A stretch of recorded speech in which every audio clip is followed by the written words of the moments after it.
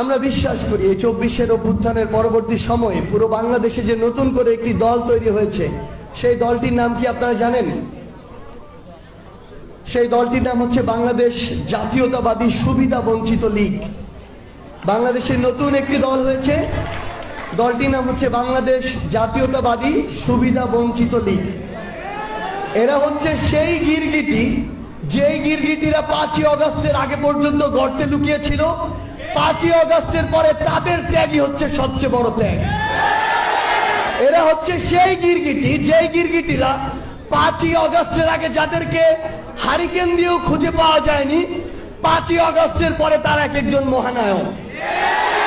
এই গিরগিটিরা হচ্ছে সেই গিরগিটি যাদেরকে আপনারা ওই লেক পার থেকে শুরু করে আমাদের যে মোস্তফাপুর রয়েছে, কিংবা ওই কিলোমিটারের পর কিলোমিটার আপনার যে একসাথে রাজপথে আপনারা সংগ্রাম করেছিলেন,